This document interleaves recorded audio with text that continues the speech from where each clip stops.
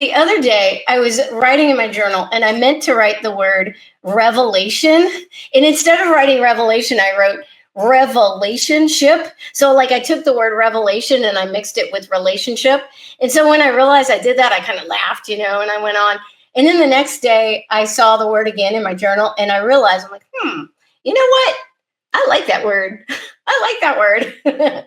This new word that I've made up. I'm going to keep it. I'm going to use that word because I think this word revelationship is a much more appropriate way to describe the dynamic that we can have between us and God, our relationship with God and with Jesus is revelationship. Because if you think about it, so God is so much more infinitely higher than us, right? God already knows everything about us. He knows us intimately, but we don't know everything about him. But the more we lean into him, the more we seek him, the more we spend time with him, the more he will reveal himself to us. The more revelation we will receive from him about his character, the more we will learn about him. So this is a promise. This is a promise, and I can vouch for that. It is true. The more time you spend with God, the more he will reveal himself to you. It will happen. And so that is this process of revelation as you are leaning into God and learning more about God and drawing closer to his heart. So I call this revelationship. I'm pointing the wrong way. I call this revelationship. I love that. I might write a book with that as the name, Revelationship with God.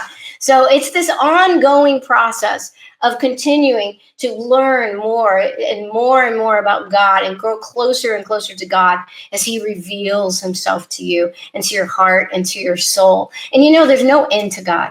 He's infinite. So this is going to last the rest of your life. You will never get to the end to him. So the whole rest of your life can be this adventure of growing closer to the heart of God, because the more you learn about him and how wonderful he is and how deeply he loves you and how amazing he is, the more you fall in love with him back. And so it just becomes this ongoing process of a deepening, fulfilling relationship with the God of the universe. Yep. Revelationship. I'm going to point the right way. Revelationship. Okay.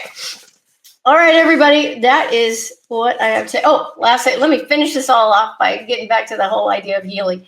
And this whole thing about relationship with God, as you get closer and closer to him, the closer to God you get, the more complete you will be, the more whole you will be, the more healed you will be. And so this is how this relates to healing, what we're talking about tonight.